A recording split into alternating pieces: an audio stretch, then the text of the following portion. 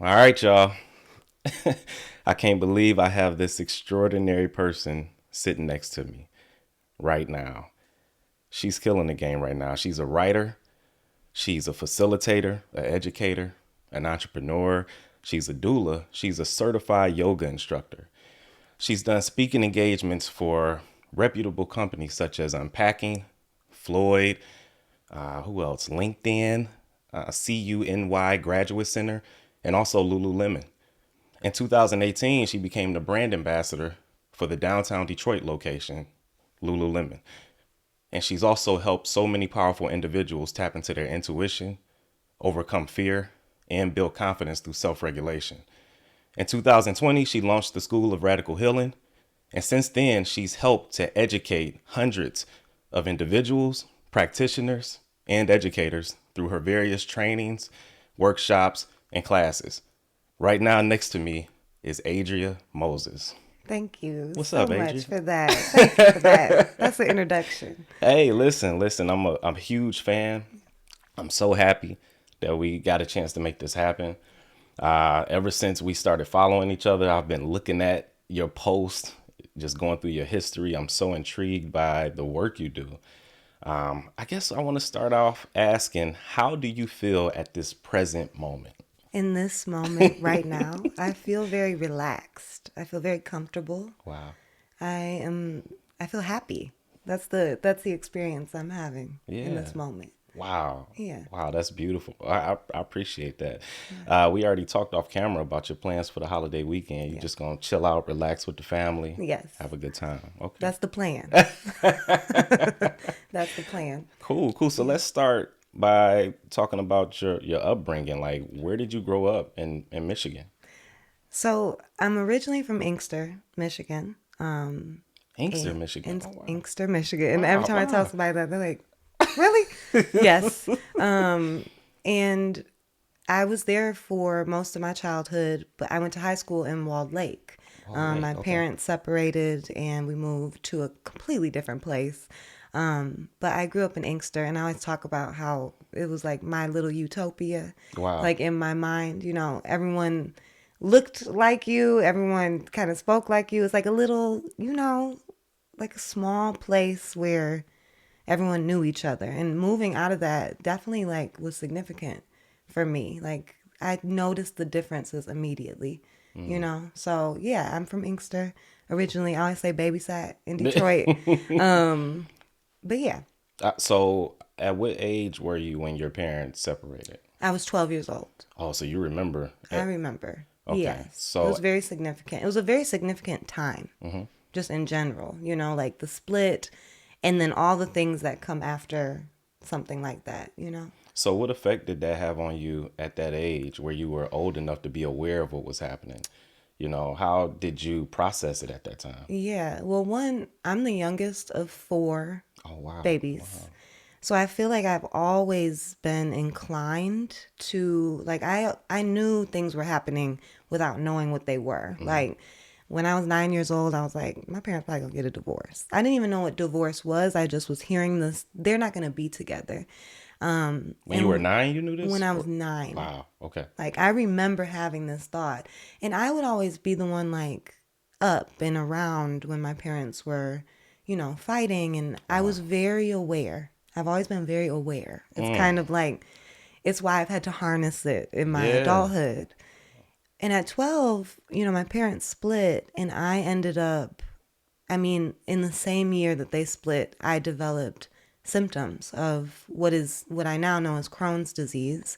But at that time, I was just having stomach aches, and they were profuse, and they were disturbing my sleep, and it was making it to where I couldn't really eat.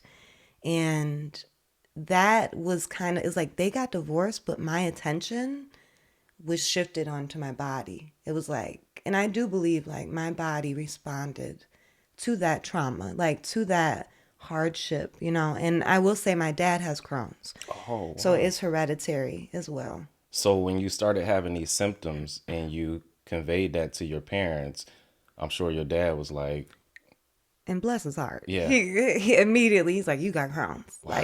And that's just how Yeah. he is. He's a straight shooter. He was like, yeah, it sounds like you have that. And for a while, I didn't go to the doctor. And then one day, we were like, okay, I think we need to go. So, And how did yeah. you manage in school? So, from 9 to the point where you went to the hospital to treat it or to find out that you had it, how did you manage in school while having these stomach pains? So I started having symptoms around 11 or 12. So 11. I'll Okay. say Okay. that. And I didn't. I didn't really, I didn't do well in school. I loved school. I loved going to school, but I couldn't perform because my attention, again, like when I first got diagnosed, they put you on all these medicines. Sometimes you have to take these medicines in the middle of the day, sometimes up to 4 times a day. Wow. So I would have to leave class. I'd be in the middle of a lesson, middle of doing work, and I'd have to leave and go take Wow. this pill and then come back. And to some people, they may not think anything of that, but I have a growing brain, a growing body. I'm trying to just, be a young adult, quite frankly. And I didn't manage. Like, I suffered and I struggled. And I got into sports and things because I keep getting this narrative of like, move your body, like these things are going to help you. And all those people were right. They were absolutely right. But you need mindfulness to even, be able to connect with that. Like I was running and I did 1 year of basketball. I did a year Wow. of Wow. basketball, could not dribble with my What? head up. Okay. Couldn't dribble with my head up, but I was just like, okay, I need to be moving. That was Yeah. the narrative. Just got to keep moving. Yeah. So, yeah, and it made me grow up very quickly. Wow. I had to take responsibility for my health. Like I remember we got home from the hospital and my mom, she gave me all my medicine and she gave me a journal. And she was like, okay, because my parents were split. So she was like, when you go to your dad's, like, you have to make sure you're doing this right. So I had to teach myself how to, like, administer my own medicine. Like, nobody was doing that for me. And And what age was this when you came home from the hospital? 12. 12. So that So, was the year, that was my age that I was diagnosed. I became symptomatic around 11. gotcha. Yeah. So, when you were in the hospital, is this the time where you were there for like 60 days? No. Okay, now I want to move forward and get to that point, I guess. So once you came from the hospital the first time, Yes. right, and you had to learn how to pretty much take your own medicine Yes. and all of that, how was it at home? Was everybody pitching in? Was your siblings pitching in, or was it just pretty much on you to figure it out? Bless my family's heart because we have been through so much. At the same time I became ill, my brother became mentally ill, Oh, wow, wow, and my other brother was still living with my dad, and my sister was like, she was stepping up. yeah, So she kind of got a little bit of her childhood, taken away as well. And my mom was, a single woman for the first time in her life and a single working parent at that. So it was on me. It was definitely on me. And because everybody had their own stuff going everyone had on, their right? own stuff going on. Yeah, And yeah, I look back on that and I'm like, whoa, like, and you have kids, so I know you can relate. It's like you would do everything in your power to make it easier. And I know that everyone around me was doing what they could with what they knew, yeah. you know? But I think, in a sense, maybe that was a blessing in disguise because it conditioned you to not feel sorry for yourself and to not expect the world to, right? Yes. Which is why you're able to, well, which is why you're in a situation you're in today where you seem to be stronger than ever. Yes. It is my I always like think like if I never got sick, like what type of person would I be? What type of person would I Yeah, be? I yeah, don't really know. I literally can't really I think about that, and it's a blessing, and it's taught me to stand on my own 2 feet, and it's also taught me like, life things are going to happen in life. Sometimes they happen earlier. Sometimes they happen later. I do feel like a lot more equipped than a lot of folks. I'm not yeah, going to lie. I yeah. do. I feel prepared for things. And I do feel strong. I also am softer. This is the softest I've ever been in my life because I've only ever had to be strong, you know? Wow. So this is also like, I'm relaxed. They call Yeah, it the soft girl era. I've been there. I'm yeah, living there. yeah. Yeah. Wow. Wow. So, okay. Wow, that's just that's so beautiful, man. Just to hear you talk about how something so devastating made you who you are today. It strengthened you, and obviously you wouldn't be the same. And it goes back to that saying of life happening for you, not to you. You have to kind of make the best of it. I remember listening to an interview you did or something, and you pretty much said that life doesn't discriminate based on your age, race, or gender. Life is going to life. And no matter what race you are, what gender you are, there's certain things that might happen where you could hit the unlucky lottery. But if you still have breath in your body, what are you going to do with it? So I Mm. think that's amazing. Yeah. Absolutely amazing. So now when you go to the hospital and you were pretty much on life support, you stayed in there for 60 days. Yeah. Can you talk about that? If I would love to talk about that. Oh, perfect. Okay. Yeah. I would love to talk about that because I feel, and you may have heard me say this, like I feel like people see what they see. But I got diagnosed when I was 12, and then 7 years later, Hmm. on and off medicine throughout those 7 years, I was so sick, but I was still up on my feet. I was Hmm. very active, but I knew I was really sick. And when I was 19, I remember like spending the night at my mother's house and waking up one morning, and that pain that I had been feeling for 7 years was not going away. Wow. And I immediately, like in moments, like seconds of just experiencing like bodily things. And my mom called, 911, and I went into the hospital. I went into septic shock. Mm. My bowel perforated, meaning that it opened up, it split. Um, and I went into septic shock, which very few people survive. Wow. I remember getting to the hospital And how old were you at this time? 19. 19. Okay. 19 years old. I spent my 20th birthday in the hospital. Gotcha. Gotcha. And every time I tell this story, I always say, like, notice what you feel in your body too, because it can be very, it's like, whoa, like, and I remember being on life support. That's one thing, like, people don't talk enough to survivors Hmm. because I remember things. Like, I had two surgeries because the first surgery, it like stabilized me, but I was not surviving. Wow. And so they took me back in and they went back in and they cleaned me out and I had an open wound. I remember them taking the tube out of my mouth and me taking my first breath on my own. And then, all this, camaraderie, whatever you want to call it, and looking down and seeing my stomach. And I had an open wound. Now, typically these surgeries are planned. They're not uncommon. Like it's uncommon to perforate, but it's not uncommon to need surgery with Crohn's. Usually it's planned. You Mm. get stitched back up, you're good to go. Yeah. Yeah. I had an open wound, and that was probably the most jarring. And it's what people know me for my scar a lot now. But at the time, it was an open wound, and it took almost a year, over 365 days, to heal that wound. So I should have asked this before we got into that part, but what is Crohn's Yeah, what disease? is Crohn's? That's a good question, Yeah. and we should be able to just like we all should know all the things, but there's so many chronic illnesses Yeah. that Yeah. exist. So Crohn's disease is an autoimmune disease. It particularly impacts the digestive system. Hmm. It's a chronic illness as well. So I always describe to people like my immune system is attacking my digestive system. That's Hmm. like the simplest way I could put it. And symptoms that you could get is like obviously stomach aches, abdominal pain, inflammation is a big one. Hmm. But the thing about autoimmune diseases is they impact the whole system. So if I'm flaring, which is what we call like, when you're not well, Hmm. if I'm flaring up, my joints could be suffering, my eyesight could be suffering, my skin, because you're a total body system. It's a whole system.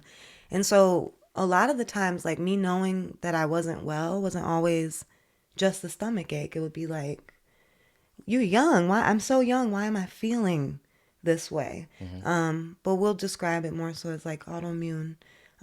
Same family as like MS, Hmm. lupus, Yeah. things of that nature. Okay. So you ended up having two surgeries, I right? had two surgeries back to back. I had one August 4th, the next one August 5th. So at what point were you on life support? I was on life support until August 8th or 9th. Wow. So I went in on August 4th, came off the ventilator around the 8th or the 9th. Wow. You had this video that I saw on YouTube, and I think it was a Lululemon video where you told your story and you talked about how you couldn't communicate, but your mother gave you notes to write out what you were feeling, And I still have like those sticky notes. notes. Yeah. Yeah, like paper, like paper, anything. Sometimes she would have a whiteboard Yeah. for me. Because there's a misconception around being on life support. People think you're just unconscious. My eyes were open. I was looking around. I wasn't breathing on my own, but I was very aware. And also I did have my contacts in, so I couldn't see, Yeah. but I could see. And I remember the second surgery, and that Lululemon video that you're bringing up, that was my first time Talking ever about it? talking Sure, I about couldn't it tell. on like Yeah, on yeah, that big of a, yeah, that was a global campaign. yeah. And You did an excellent job. thank you. Wow. Yeah. Thank you. Yeah, because I was like, and they were in my house, and I was like, okay, I got to talk about Had the all whole this. camera crew in Yes, front of you. Yeah, yeah, yeah. exactly. And, but my mom would give me paper because it was like I wanted to communicate, but I couldn't.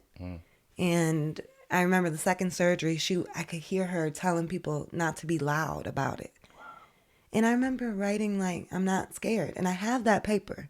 I have it. It's I'm very not bizarre. scared? I'm not scared. And I wasn't. I was like, okay, take me back there. And after that, I never really experienced fear in a sense anymore of like, let's do it. That's how it felt. And it sounds so bizarre to talk about sometimes too, Yeah. because yeah, that was a time in my life. That was a significant time. And yes, I turned 20. There were a lot of moments in the hospitalization too that I think why I'm so passionate about my work is people go through things more than just the diagnosis was one thing, but all the things that I went through in the hospital, it was unfathomable sometimes. Sometimes I'm like, how is this happening? How am I surviving this? How is this like my reality? Because you were very aware, I even was in that. very Yeah. aware. Yeah. And then you get isolated for 60 days for the most part. They tried to send me home. Like at one point, they tried to send me home, and I was not doing well at home. And I went back in, and another fact that I like to share is when I went into the hospital for my surgery, I was 115 pounds. I was malnourished, lightweight, but that was about, that's Average. fine. Yeah, yeah, Average, yeah, yeah. 120, 125 would have been better. I woke up from that surgery at 190 pounds. Wow. Because of all the fluid they had to pump my body with. Yeah. And I had to get up with that weight. I had never, 190 pounds, all fluid. I lost all muscle mass in my body. I had to start, they make you get up immediately. They're like, come on, you got to get up. It's like an 80-pound difference. Golly. Wow. Huge Wow. difference. Yeah. A huge difference. And then they had to give me something that they call Lasix.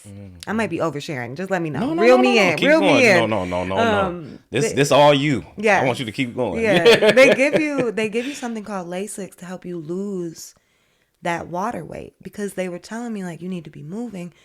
My daddy was in the hospital every day making me get up, watching my heart rate. Like I was moving, but that fluid was not leaving my body. So they gave me this medicine. And I promise you, I left the hospital at 75 pounds. What? Yes. Wow. Okay. And your daddy, he told you, since he had Crohn's disease, that you would have to use your mind to heal you. Yes. He was partially right. Partially? He was he was halfway right. Yeah. Yes, I woke up. I remember getting diagnosed. Like I remember having the procedure for my diagnosis when I was 12. The doctors did not tell me I had Crohn's disease. My daddy told me I had Crohn's disease. I woke up, opened my eyes. Here he was standing over me talking about, you got Crohn's. Whoa. And you're going to use your mind to heal you. Man. And I was like, okay. And as I've gotten older, the difference between my father and I is he's never had a surgery. Yeah. He's never had his body, So that's uncharted territory. That's for him. uncharted territory. Yeah. And he was missing the body. Yeah. The mind can only take you so far. Your body is crazy. Like, our bodies are so resilient and magnificent and divine. And the mind plays a role Yeah. for sure. Yeah. But I always say he was only partially right. Well, because he needed you to find out the other Sure. half. He needed you to go through what you went through, or didn't need you to go through. But I guess you put, like, once you went through what you went Yeah. through, and he had experienced what he went through because he never got the surgery. That's where the two halves come together and Exactly. form a whole. Yeah. I got that. Wow, man. So then you like you said, you come home and you're 70 something, 75, 80 pounds. 75, 80 pounds. What year was this? This is 2013. Okay. been 10 2013. years. 2013. You tweeted something in 2013. You said, I'm determined. Let this physical therapy kick my ass. Let this wound heal. I'm going to be back in no time. Mm-hmm. So when you were 70 something pounds, you had the audacity to say that. Something was unhinged in me. I'm not gonna lie. Like, Yeah. I feel like I've always, like, that brought out a part of me that was like, I had no other choice. There was no other choice. Like, there were other choices. Well, you know, a lot of people would have. I almost folded. Yeah, In yeah. 2014, I almost folded, but I do, I believe in God. I believe in, like, divinity, and it's just not my time yet. It was just not my time. What do you mean by almost folding in 2014? And I shared this. I always have to, I don't want to disclaim or anything, but I talk about trauma like for a living. Mm-hmm. So this is I'm very comfortable with this, and trigger warning for, folks. I shared this in the Health Guide article that I did in 2018. Mm-hmm. But in 2014, almost a year to date after my surgery, I attempted to take my own life. And I failed. I failed. I attempted. God. Yeah. And I failed. And that was a turning moment for me. Mm-hmm. What were you feeling at that time? That there's a lot of layers to it. But after my surgery, there wasn't a lot of support. Like, people would be able to, like, take me on walks, but everyone had to get back to work. But I couldn't work. So I was collecting a disability check. And I remember, like, my car got repossessed around that time. And I just wasn't. I had an interaction with somebody, and I was just like, you know what? I don't know if I can do this. I'm going to keep it real with you. And I also like to speak to the fact that some of those things weren't me. Mm-hmm. It was like I almost lost my life a year ago. So a lot of what I was experiencing was like residual, impacts of that. Absolutely. I never tended. Like I wasn't post-traumatic. Post-traumatic. That's literally what it is. Yeah. Like, it's the PTSD. And they say you can get it specifically from surgical things as well. Yeah. So I did attempt that, and I failed. And I remember thinking, like, you here. Yeah. Like, what you gonna do? Like, you can lay down, but what are you gonna really do? And I think that was my turning point. It wasn't even necessarily the surgery. Now that, we're dialoguing. Mm-hmm. It was that moment of like, no, like, it's not time. I find it quite peculiar, but also it makes sense that when you were experiencing symptoms as a kid, they told you to move. They told you to play sports. And then when you left the hospital after being there for 60 days, you couldn't really do anything. So that's when the depression and all of these other things set in. Exactly. And then you made a decision to move again. Yeah. Right? Yeah. And you started doing yoga. Yeah, it's interesting. So around the same time I'm struggling with my mental and emotional health, mm-hmm. everyone's making suggestions. Mm-hmm. And they're like, yoga, I had done a little bit of yoga before the surgery. Like, mm-hmm. But I remember not liking it, thinking it was strange. Okay. Couldn't touch my toes. Okay. I'm 17, 18 years old. Why can't I touch my toes? Yeah. But that's that chronic pain, that buildup of chronic pain. And so everyone's talking about this yoga thing. I'm like, okay. I just Googled the closest yoga studio near me. Mm-hmm. And I didn't know anything about yoga like that. So I thought they were all the same. Mm-hmm. I go to a Bikram yoga studio. Do you know what Bikram is? No, I don't. What is it? Tell us. Okay, so Bikram is a 90-minute practice. Okay, so it's not even an hour class. This is an hour and a half. What? I didn't know. Like So you just jumped right into the deep I end. literally was like, this is the yoga studio. I can walk here, bet. Let me go. Because everyone's like, you need to do something. I'm like, okay, I hear y'all. Yeah. I get there, the room is hot. It's so hot. And I'm like, why is it so hot? It's 105 degrees in the room. Shoot. 26 postures done twice. My wound is just closing. Like, my wound is just finally, you know. And I had only shown my scar, like, at the community pool, like, you know, a month or two ago. If I even did that. And I remember getting through this practice, 90-minute practice. I think I got to, like, the 87th, 88th minute, and I was like, I gotta get out here. But Wow. I did that class, and I kept going back. Because I was like, you did it, so you're fine. Yeah. And then, yeah, You it started was. at like the hardest I level. started at like and it's like, it's something I Yeah. wouldn't Yeah. recommend to people now in my work. Like, it's not a trauma informed practice. Yeah. I would recommend it if like you're conditioned and you are feeling good, but you know, knowing what I know now, I don't know if I would recommend it, but I remember doing that. And yes, I was still struggling mentally and emotionally. I survived that moment in my life, and then I was like, I want to teach people these postures. Like, I was Wow. like, I want to teach people this. You And found a new passion. Yeah. yeah, Yeah. I was like, oh my God, because being in that hot room like that, because in Bikram, there's mirrors all around the studio, and you can see yourself. And I was seeing my scar stretch, and I was seeing my body strong, like very strong in a way that like I thought I had lost that. I thought that was going to be gone forever, you know? And I'm like, oh, other people need to know this. Not just other people, but like black folk and brown folk need to know this. So I just literally, this was not legal what I was doing. I was just teaching postures at a wellness center. Yeah. Three people would pop up. This is So you 2014. you said it's not legal because what you have to be You certified or need, something? I shouldn't say it ain't legal, but Yeah. it's frowned I was upon. going to barbers that wasn't working in the shop for years in a They ain't basement, got you know? no credit. Okay, self-taught. It was self-taught. It was frowned upon. I didn't know how to keep people's bodies safe is more Yeah. so what I should say. But I would do these $5 demos. And I remember I would go around Dearborn, because that was where the wellness facility was. And I would print out flyers and I would post them everywhere. Like before I got on social media like that, I was my own party promoter. Yeah. Like, Yeah. you know. So I kind of liken that to people who like just know how to play music by ear, you know, and they're just exceptionally good at it. Yes. And then they have to start taking courses to learn how to read it and teach it and all of Yeah. that. You actually received your yoga certification 200 hours. So how was that whole process? It's a little more. It's always more than $200. You just kind of rounded it down to the, yeah. Yeah, well, that's the standard, but you end up just doing way more Yeah. than what they ask. Wow. Wow. I became an instructor in 2016 because the practice was doing so much for me. It was empowering me. I was like, okay. And I was like, well, if I become a teacher, I'll just be committed to this for the rest of my life. I'm like, okay.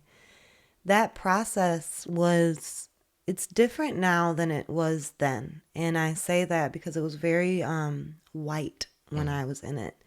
And it was very not trauma informed. And it was a process. But honestly, like going through that training was one of the best decisions like I've ever made. And I met a lot of good people, but it was a very isolating like process for me because I was there for a reason. I had no intention of teaching at anyone's studio. Never was thinking that. I knew I wanted to get the credential and to do it my way. Yeah. And that's what I've done. And I did teach at a studio for a little bit, but yeah. So the process was, I don't have too much to say about that process because a part of me be looking back like, they need to shut that place down. You know, like I'd be looking back like Yeah. I wished I would like, and a lot of people who go through yoga teacher trainings, they do wish that they had a better first experience. That's very common. Yeah. So yeah.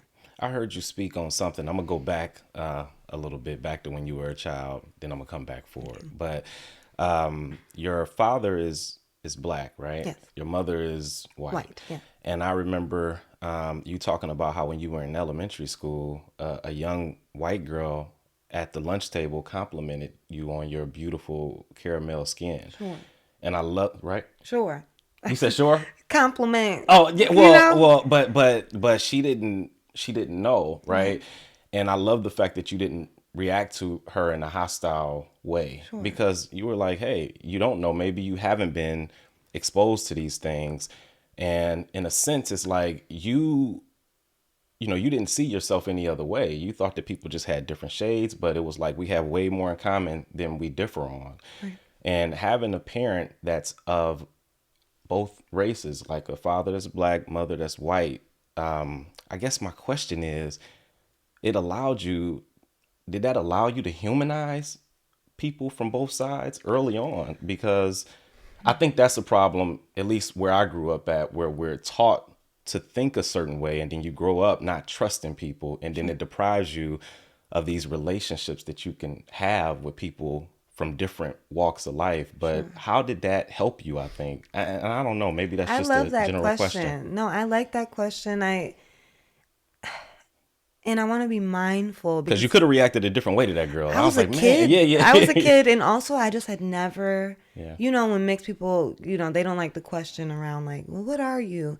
I had never been asked that. Like when I talk about Inkster and I say everyone looks like you, what I'm saying is everyone is black, white, and mixed. Ah, I got you. So your mixed isn't misinterpreted as Wow. Latina. Wow. It's Yeah, not yeah. misinterpreted as Arab. It is people know you black and that you white. Absolutely. Absolutely. There's a culture there. Moving out of that, and I'll be very honest, that culturally I was raised black. My mother is white, but she came over to his side. She lived in that world Wow. and Wow.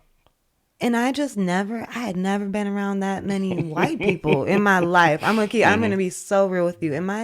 It's interesting because I think people also think all interracial relationships are like peaceful. They was not that. I'm not gonna go into Wow. that, but it was Wow. not that. Yeah. My dad has his own reservations around white people. I feel like that's natural. So I teach that at the school, radical healing. Like a white body might be triggering for someone depending on the disposition. Like yes, if So it wasn't this like kumbaya it was situation no in the house. I got kumbaya. you. I got Heck, you. it was anything but a kumbaya. Yeah. Okay, I always tell people I grew up in a war zone. It be feeling like it was a lot of tension, a lot of conflict. I got you. I will say, being black and white American has allowed me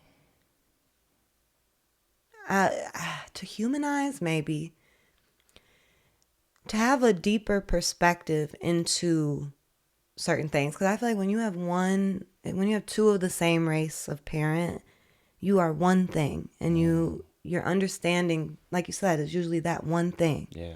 I did have to have a deeper understanding, and then you get all other types of races put in there. Like I've been treated differently than what I actually am, Wow. right? Wow. Yeah. Like, Yeah. Yeah.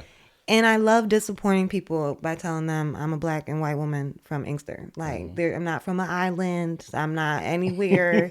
There's none of that. Like, this is what it is. But I think in my teaching, it helps me to offer perspective, because at School Radical Healing, we talk about racism. We talk about colorism. Absolutely. Yeah. We address those things because it's real. So yeah, that's what I'll say on that. I'm so thankful that you answered that because that story definitely touched me You when. did your Oh, research. come Like, on. I don't even remember Come when. on. I know I said that in some interview or Yeah. something, but it's been a minute. So Yeah. you did your research. Absolutely. Absolutely. So you get your yoga certification. You start teaching.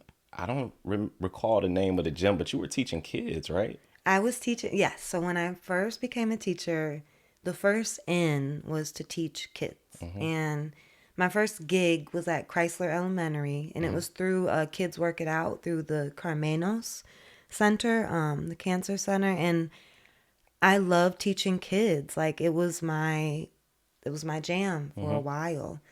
And it's a way to give back too, It you was a know? way to give Yeah, back. yeah, It yeah. was like in yoga, like there's karmic work that like you should be doing. That was my passion for a while. But I also was like, I want to do my own thing. And not to jump ahead of you, but the next thing that I ended up doing was teaching. I will pop up anywhere in Detroit. That was my thing. What? I was like, you Yeah. know what? They're not gonna let me teach at a studio because the way I teach, It's different. it's different. I'm Yeah. not gonna follow the script you give me. Everyone's bodies are different. People can leave my class if they need to. There's no ego that exists there, but there's so much ego in the yoga world. But I wanted to, so I love to paint. That's like the thing I do not for profit. It's like my mom is an artist. Yeah. My Yeah. aunt is an artist and I love it. So I was like, what if we do yoga and art? And called it the Art of Yoga. And that was my first event. And it was my first sold out event. And it Dang. was So the first event sold out? the first event sold out. I made Yeah. custom Detroit is the New Black yoga mats. And we did it out of the old Detroit is the New Black. What? And Wow. it was beautiful. And Yeah. and we did yoga and there was a live DJ and there was tea. I want to run it back actually. And then we You should. painted. Yeah, wow. Yes. Yeah. And it was my first time like activating my community Yeah. and for them to be able to be together in a space. So I started with kids, but I'm like, okay, but I've always taught kids honestly throughout my career because they're the real humans. That's how I always Impressionable, see. eager to learn, Eager, right? Full of life. Yeah. you know, they like to challenge you. They're Yep. not afraid to challenge you. Not set in their ways. I get you. Yep. Exactly. And I love that. I love the freedom that, they exude. So They definitely challenge you. Me and my wife Oh, I are know. being challenged I know y'all are. by okay. these two kids we have. Thank God for them. But yeah. So yeah. So okay, so you man, so you're doing your thing with yoga, pulling up on people and teaching, not necessarily in just a specific location. You taking the show on the road. What happens when Lululemon contacts you? Because that's just crazy to me. That's a huge brand. You want to know what's so interesting is the Art of Yoga is how they noticed me. What? Wow. And they were like, we want to bring our whole team, but it was already sold out. Yeah. And I told them like, I can't do that. I'm sorry. Wait, hold on. So you could have gave up some spots. No, these But- people already paid. Yeah. The community already paid. And also, to be 100% honest with you, Lulu, it's very interesting that I got that ambassadorship because before that, I was like, I'll never be able to afford a Lululemon. It's not It's made like for me. $100, for some and leggings. yes, and then like it's made for certain body types, whatever. When they reached out to me, I let them know like I can't accommodate you, and I'm glad I did that. I feel like they got to get in where they fit in, just like everybody else. But they sent me an invite to a dinner, and I was like, okay, I'll go. That's dope. Wow. Yeah. And that dinner was the ambassadorship naming. Wow. So it was all of the ambassadors, and there was I, and I didn't even know. I was like, So okay. they seduced you. They was were like, okay, you're an ambassador now. I'm like, yeah. okay, I'll see what you're talking about. Wow. And honestly, that opportunity led me into the trauma-informed work. So Wow. yeah, So thank God for that too. so thank God for that, because Lululemon at the time, this is 2018 now, or going into 2018, the downtown local store partners with a local nonprofit. Lululemon has a program called Here to Be, and they sponsor these nonprofits. They give them funding, they do events. And the nonprofit here in Detroit was Downtown Boxing Gym. So they asked me to come in and make a yoga program. Okay, I already work with kids, check. But they were like, the one stipulation is that you have to become trauma informed. And I was like, what is that? You didn't know what that was. I didn't know what it was at Wow. that time. I was like, I'm sure it intrigued you though, because I was so intrigued. Yeah. I was like, what is this? And I went to this training and it blew my mind. I was like, that's what yoga's been doing to me. It's not that I'm into the philosophy. Like, I don't speak Sanskrit. I'm not into the philosophy. No disrespect. I just am not. It's not just not your thing. Yeah, it's not my yeah. thing. But the yoga was doing something to me, but I didn't have the language. And in this trauma-informed training, I learned about the brain. I learned about the nervous system. I learned about different kinds of learners, like how people learn. and amongst other things. And the training was made up of social workers and yoga instructors. Wow. And I thought that to be so interesting. Wow. I was Wow. like, very, very intrigued and very like, okay. And I left with that knowledge and I brought it back to my kids. But one thing that always stood out to me about that training is to address like racial trauma. They were like, you should read the new Jim Crow. And I'm like, this is not enough. Like, this is not enough. So one of the things I noted was like, okay, maybe the trainings aren't really addressing racialized trauma. But that was 2018 that I had that thought of like, oh, okay. I thought it was a little bit, I didn't care for that part of it. But it taught me so much and it led me down a rabbit hole. Because I was like, wait, we can regulate this? Like, you can regulate yourself? Like, you have an actual ability to come down from wherever you may be or to come back into your body. And it's a curious thing when I say regulate. Some people would call it self-care. I be calling it self-regulation. Like, I do Wow. things to help me self-regulate. Does that help? Because you talked earlier about the flaring. Like, Yes.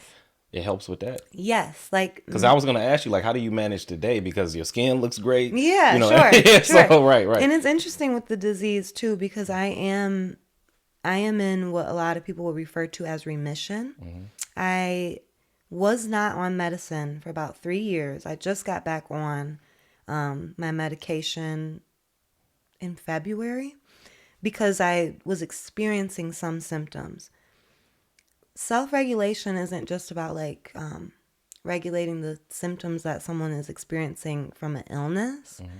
When I started doing nervous system work, when I started to understand that I was in fight or flight and I needed to move into ease, that is the work that has made it to where I went 3 years without medicine. I went 3 years without a flare up because I'm in my body. Like I can feel if something ain't right. Like I know. And meditating, slowing down, breath work, yoga, dancing, laughing with your loved one, all of these things are impacting your nervous system for the better. But we're not mindful of that. Like I do feel like the more knowledge we have, the more accessible it is to us. Yeah, yeah. And that's kind of what that training did for me. I was like, oh, and I connected even deeper to my practice. I was like, this makes so much sense. And then I just kept getting educated. I was like, I need to know more. Okay. So I need you to, this is brilliant, man. I need you to define another term for me because Sure. I don't know what it means. And when did you get into this actually? But is it somatics? Somatics, yes. Yeah. So, soma is a Greek, the core word of that is a Greek term, and it means the living body. And so, somatics, I always say one is anything that's connecting the mind to the body and the body to the mind, but also you experiencing your living body. So, when you sit down to do breath work, you are literally experiencing your living body. You are so in tune with your breath and how it's flowing. And sometimes your body temperature will change. Sometimes you might cry because you're just breathing.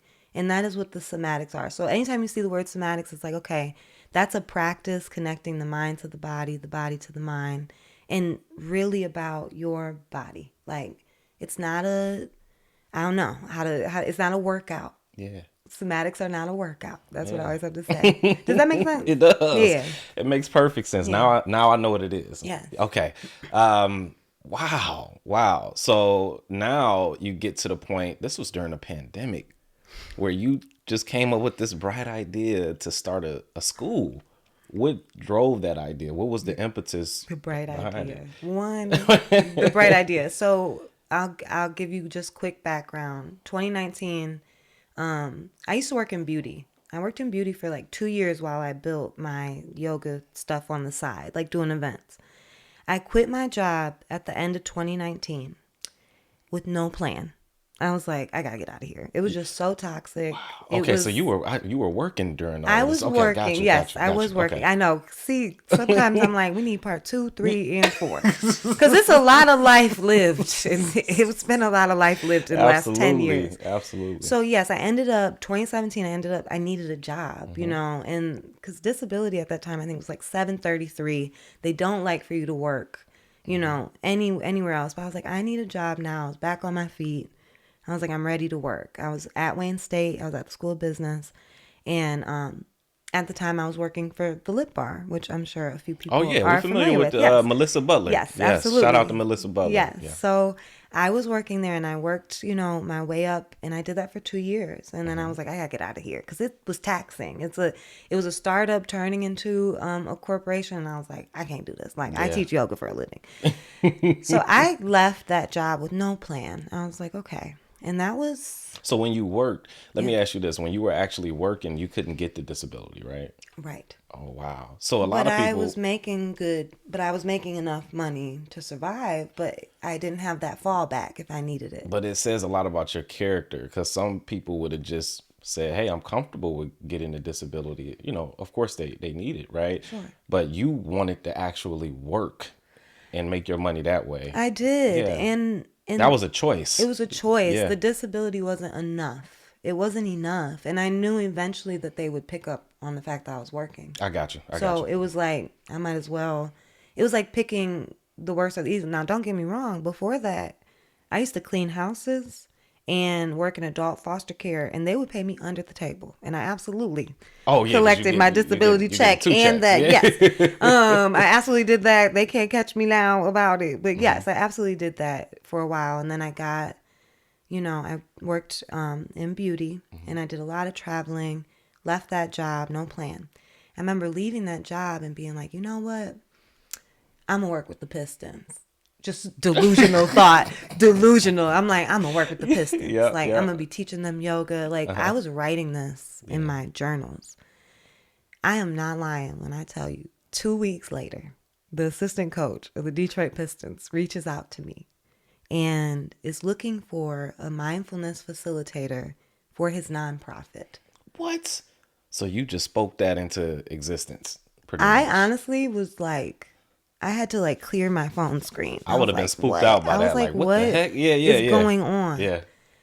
And I ended up working with one of the players, but I ended up, being involved in his nonprofit. And we did a Detroit, we went to Toronto, and I'm just facilitating the breath work at the top of the panel. That's Wow. all I'm doing. Yeah. And then I became his personal yoga instructor as well. But it was just I was like, wow. And it was an income. It was like my first time working like for myself, for real. Wow. For real. And I was Wow. like, oh Yeah. my God, okay. Mm-hmm. And 2020 comes Yeah. around. Yeah. Yeah. Okay, so it's only been a couple months. Yeah. Yeah. Dang. Okay. But February, I remember we went to Chicago Mm-hmm. All Star Weekend. Yeah. And I wanted to be on the panel that Mm-hmm. I was facilitating for, but he had already had his lineup. It's all good. But the weather was bad, and I remember I changed my flight and made it earlier. Mm-hmm. I was the only one there, like on time, Mm-hmm. and someone ended up missing their flight or they were late or something, and I had to be on the panel, and that panel was with Derrick Rose. He was on that panel. Wow. And Wow. that was very significant for me because I had always wanted to live in Chicago. I had a crush. You have your crushes when Yeah. you're younger. All those things. I'm like, I can't believe I'm sitting up here with all these amazing people talking about mental health. That's what all the panels were about, was a conversation around mental health. And that was February 2020. Mm-hmm. Came home, on a high. Yeah. And then COVID. And I was also teaching like 8 classes a week at a studio. You were busy. I Yeah. was busy. I was back in it. Shout out to Hot Yoga Ferndale. Because I was teaching like 8 classes a week there at one point, and I loved it. And it was fun, but yeah, the world shut down and then I'm immune compromised.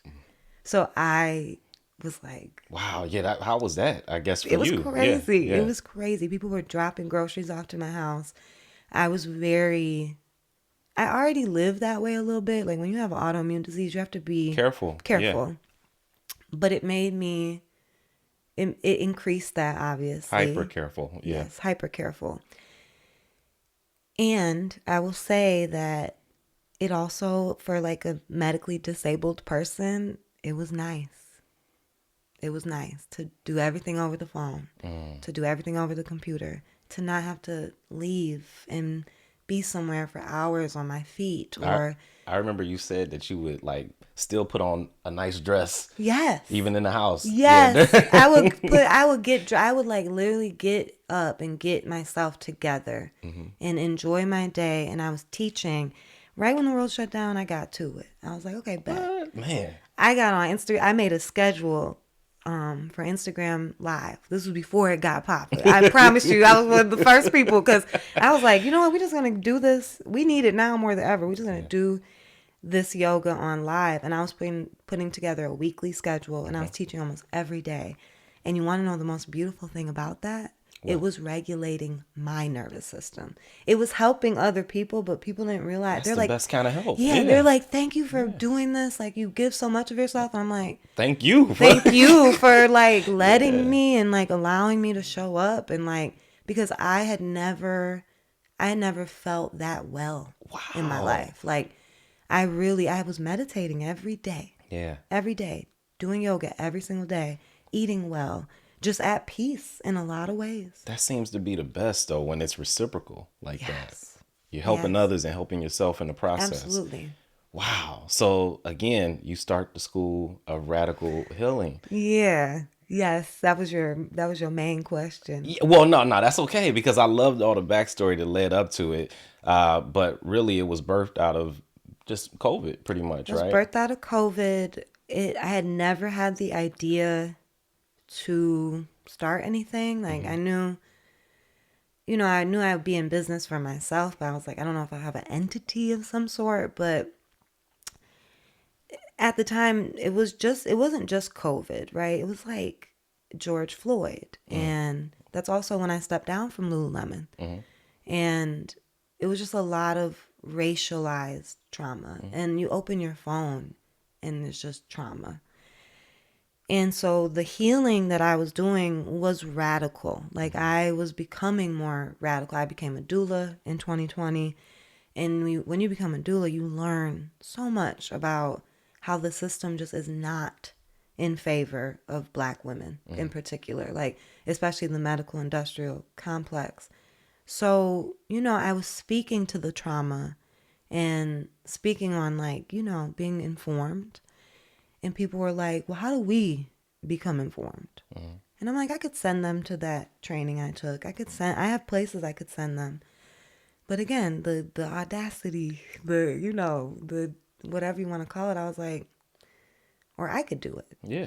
Why not you? Yeah. Why not me? And I put together a curriculum, and I called it the School of Radical Healing because it's very much so like if you were going to a semester, it's 12 weeks now, Oh, it's but 12 it's weeks. 12 Okay. weeks now. It Wow. didn't start that way. It started as a weekend, but I was like, this isn't very trauma informed of me to pack all this in to one weekend. But I put together a curriculum based off of the things I have been educated on that would need to be in a trauma informed training, but also the things that were missing from these trainings.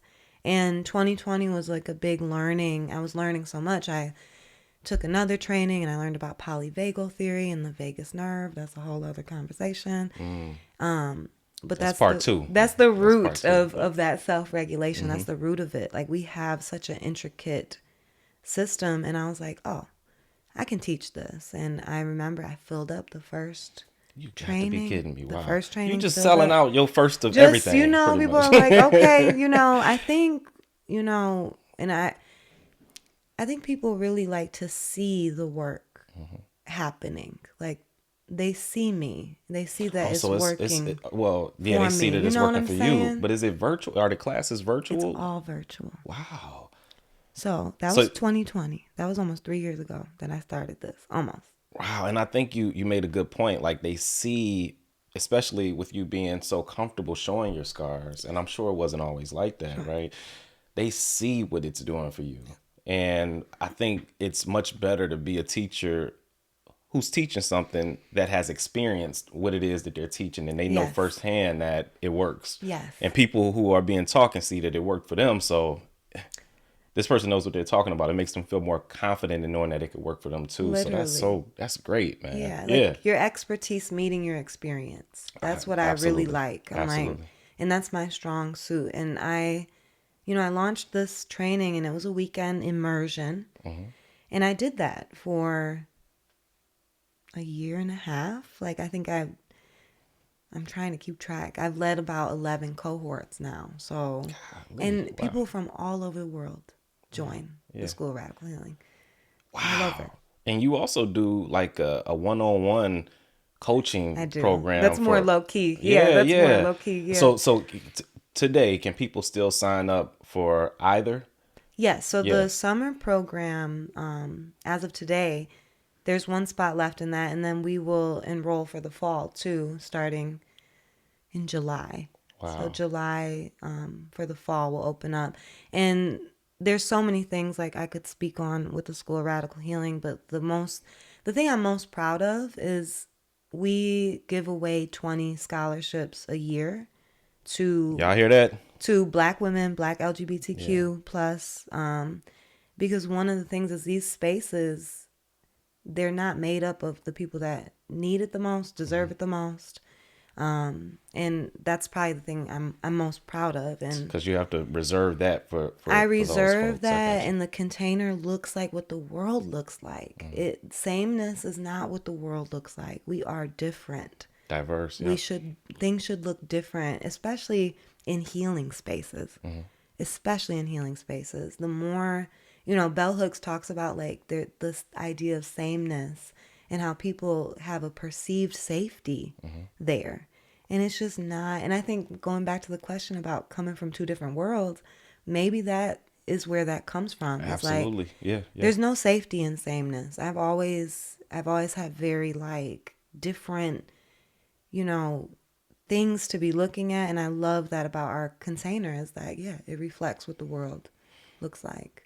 Okay. Yeah. We're gonna do something called Moses uh, mantras. Right. Okay, period. Different thing, different things that you said Oh yourself. God. You might be one of the most retweeted, reposted people I know. It be people popping up on my timeline that I don't even follow. That's reposting your stuff. So obviously, there's a lot of wisdom there, and it resonates with a lot of people. Sure. So the first one is no one is you, and that is your superpower. Can you just, I guess, tell me what that means to you, Sure. and what drove that? Yeah, well, one, I feel like I've also heard that one before. Like when you say it to me back, I'm like, I know I've heard that somewhere from somebody else in some way.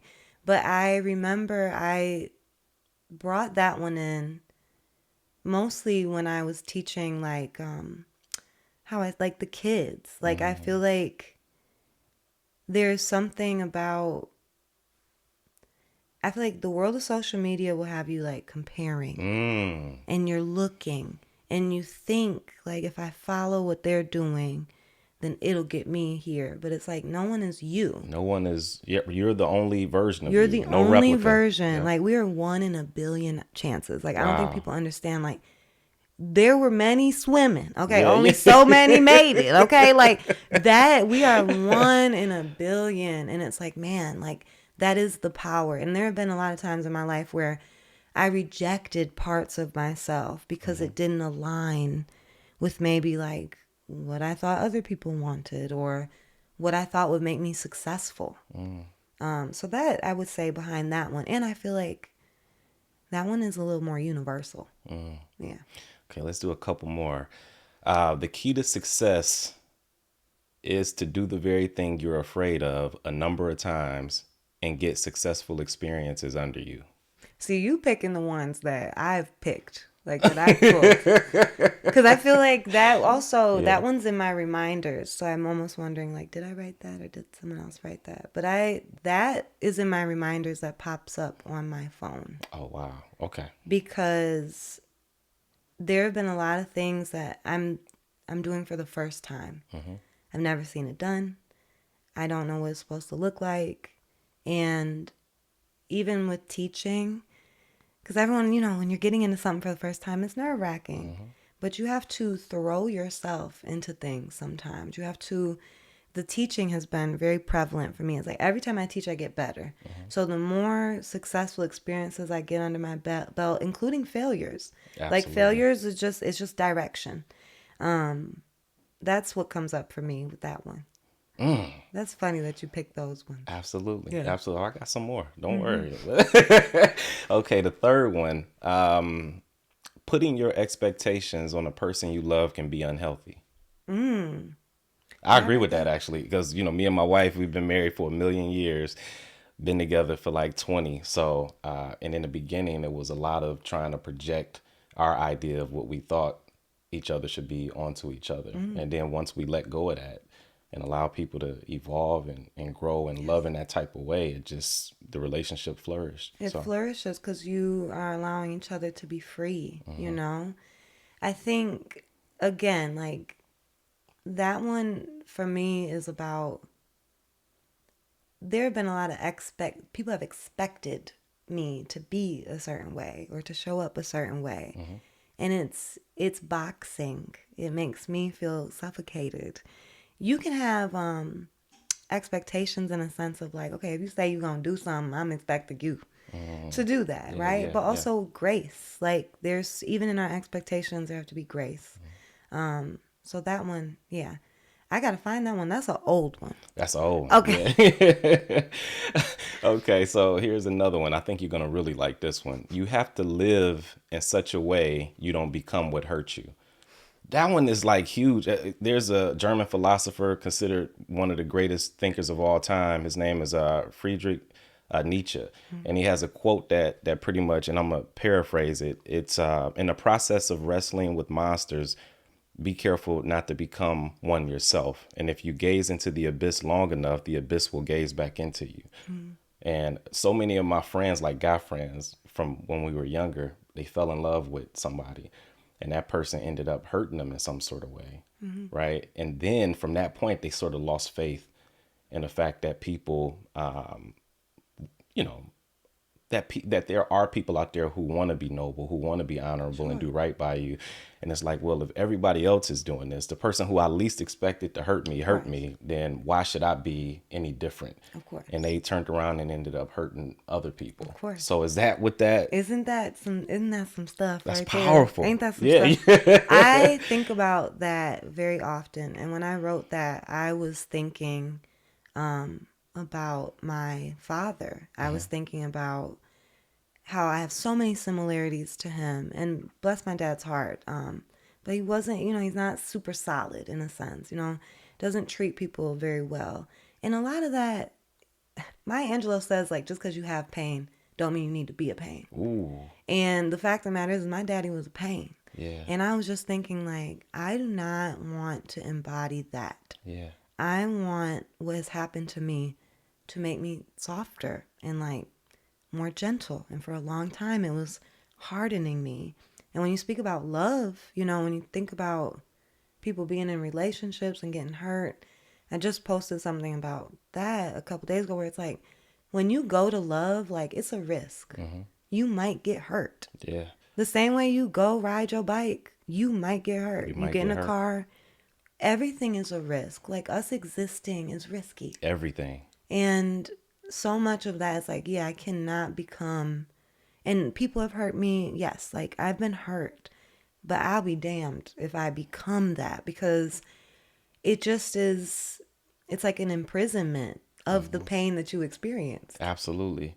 Yeah, I mean, and also, me and my wife are fortunate. Her parents been married like 30, 40 years. My parents have been married for a while. My mother and my stepdad. And we want that. Like, even when I was at my in-laws' house yesterday, they have four kids between the two of them. I'm talking about my wife's parents, and they have like a million grandkids, right? And just seeing all of that, I'm like, man, I want that. So you're right. When you fall in love with somebody, obviously there's a risk that you'll get hurt, but there's also a risk if you don't go all in, because you might not maximize on what you could potentially get from that situation. And So life is short. yeah, Life is precious. I know people retweet that and life is short. No, life is literally short. Like, yeah, it's like not that much that. Yep, time. yep. It's not that much time. And to really like be with your beloveds and to, yeah, take all the rules, I think, out of it is helpful. And that's helped me significantly, you know. All the rules are fake. Do All the you? rules are fake to you. I was like, is he gonna say that one?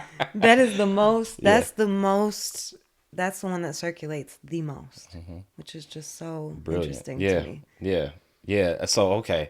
Um, well, I think it's interesting because I do think it goes back to people projecting onto you what they think you should do. And you have to be able to tap into you to figure out what's the best path forward for you. Absolutely. So I like that. Yeah. Another one, if you got it all at once, you wouldn't know what the if you got it all at once, you wouldn't know what to do with it. Go long. I like that. Yeah. Sometimes I think about like all the things I want to do and all the things I think I should have. And it's like so much happened in my 20s, like in my career wise, that like I look back and I'm like, dang, like no one even knew like I was doing that. Like I have my feelings about it, but honestly, like when I reflect on that, I'm like, I want it to be more spread out. I want the things I receive to be sustainable and scalable. And and I'm saying it, but I'm really talking to myself. If I got it all at once, I wouldn't know what to do with it. I'm gonna go for the long haul. Like I'm So, running a marathon. right, because once you get it, you'll be able to maintain it. Yes, and Yeah. I will be mature. I'll be meeting it in a maturity, So, Okay, last one. This could be you tagged Beyonce on this one, right? And it's those left most broken have extraordinary gifts. yeah, I found that I feel like it was around it's her quote or I got it from her I love it. Yeah. page or something, but man, like I was seeing my sister that weekend that I posted that too. And my sister, we just have been through so much, like not the average upbringing at all, things that kids should not have to go through. Yeah. And I feel like, yeah, like a lot of moments in my life, like I've been broken, but I have like these extraordinary Gifts. gifts about me. And I see that in other people. I see it in my close friends. I see it in my mother. I see it in my brothers. And perhaps we don't get those gifts, if we didn't go through what we went through. Ain't that some Yeah. it's sad to say that, but Yeah. it's a part of it, right? I feel like you Yeah. have to experience certain things in order for other things to be awakened in you. That's why I said like if I never got sick, who would I be? Yeah. We wouldn't be sitting here talking, that's for sure. It's almost like would you right, well we wouldn't, Yeah. right? Would you rather learn how to contend with the things that you're afraid of, the things that could cause you harm, or would you rather live in a world devoid of any danger? And I think if you do live in a world that's devoid of any danger, then where's the opportunities for growth? Sure. Yeah, yeah. And what is danger, right? Like we could have a whole I think so much of what I've arrived to is like I trust myself. I trust myself. I'm like, okay, I don't like too many extremes of anything. I don't want to So be in she too not going much skydiving danger. anytime soon. No, Yeah. no. One thing about me, I'm not doing nothing that's too life risk. I'm like, I already been there and done that. I'm Yeah, not doing yeah, it. yeah. But yeah, I feel like I trust myself has been like my mantra as of late of like, I know which way to go. And if I go the wrong way, like I'll find my way back. Wow. You know? Yeah, your last name is Moses. I think that's pretty fitting, right? Because I was talking to my wife about this the other day, the book of Exodus, how Moses freed the Israelites, right? And because they were under Pharaoh's captivity in Egypt. And he parted the Red Sea, and that created the pathway for them to freedom. But then when they got across and were in the desert, they started to lack faith. Although God had performed this miracle, they had a low supply of food, low supply of water, didn't know where they were going from day to day, and they started worshiping false idols. They grew tempted, and it was tough. And it took 40 years for them to learn how to trust God more than man before they reached the promised land. So just like Moses, and you can correct me if I'm wrong, you act as an intermediary between God and people who want to be free from their trauma.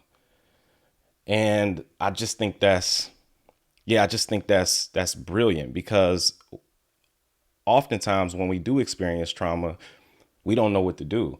And sometimes that person who can guide us, who can equip us with the tools necessary to be able to, maintain our freedom and manage our trauma is like, that's so crucial. It's so Yeah. necessary. And you do it in a way that doesn't enable people. Right. Like you encourage people to face the things that they fear voluntarily because you know that that'll make them stronger. And you also do it in a way that doesn't cause detriment to yourself. Because I think Absolutely. the saying goes, if you're drowning, I can help you, but that doesn't mean you get to drown me too. Period. And for a long time, I did not, like, I didn't come out Yeah. of, until like 2017. I had my surgery in 2013. Yeah. I was healing, Yeah. literally. And I do feel, I looked up the meaning of my last name and it, in simple terms, to lead people out of, right? Yeah. And Yeah. I feel like I agree with you in a sense of the being like the intermediate between God and someone kind of unpacking their trauma, so to Unpacking. speak, Yeah. or healing it. And I would say like I Or who like might be inhibited by or it, might right? be inhibited by it, right? Yeah. Where it's like it's sucking the life out of you. I also would say that I like to lead people back into their bodies Mm. because I feel like Like you don't take agency away from them. I got you. Yeah. Yeah. no, Yeah. not at all. Like Yeah. so much of being trauma informed is like agency, choice, autonomy for a person, Responsibility. responsibility, accountability, all those things. And I like helping people like get back in. Like Yeah. Yeah. Yeah. that is my role. I'm a catalyst for that because just think about all the detriment that has been done to the body over time, Mm-hmm. how we treat our bodies, how we think the body should look a certain way, how the body should be. We have all these ideas that are very external, Yeah. but there's an inner working and Mm-hmm. like it's all connected. Like your mind not separate from your body, Mm-hmm. your spirit is being housed. It's like, I don't know. It's a beautiful thing. Absolutely. And Yeah. the fact that you can find that balance between helping people in a way that doesn't harm them and helping people in a way that doesn't harm you. I mean, that's something to be admired. It's a Yeah, dance. it's a dance. It's a It's a slippery slope. Yeah, dance. And but I think the yeah, trauma informed helps with that. It is kind of absolutely. like there will be no harm. Yeah. And if there is harm, we're going to reconcile. We We're gonna going to reconcile. repair. Yeah. But I try to, like, my work is to make safe space. Mm. And it doesn't look like people like not experiencing emotion, but it definitely is like, I'm not taking myself down, in the midst of trying to help Yes, nobody. yes, yes, I yes. remember I had to cancel, not cancel, I had to reschedule part of the program just one day because it was the only day I could get an infusion. It was the only day. It's hard to get in there nowadays. And I just let everyone know, just very honestly, and everyone was fine. I feel like we don't give ourselves that. It's like you have to take care of yourself Yeah. if you're going to be taking care of other people. Right. Because if you don't take care of yourself, you won't be any good for Right. yourself or those around you. Literally. Yeah. Right. Yeah. Oh, wow. All right. So I wish we got to do a part 2, part 3, part 4, part 5. But part 1 has been so satisfying and inspiring for me. First off, I want to know, are there any last words? And then secondly, I would like you to look into this camera and let people know where they can find you. Okay. Are there any last words? I just really appreciate you. I have been following your work for a little bit too. And I'm like, that looks professional. That looks Wow. stunning. Wow. I'm like, Y'all hear that? and then it's good people like, that you've had on here and it's just beautiful. So Thank you. thank you. That will be my Thank my you. last words on that. In terms of where to find me, Yeah. I'm looking at you. I need to be looking at this camera. So my name is Adria Moses. You can find me at Adria Moses on Instagram, the School of Radical Healing, also on Instagram or thesorh.com. And yeah, I'll see you soon. Y'all, this has been an amazing conversation. Thank you so much for tuning in. And thank you, Adria. I really appreciate you. Absolutely. Thank you. Conversations with TinBridge, y'all. Peace.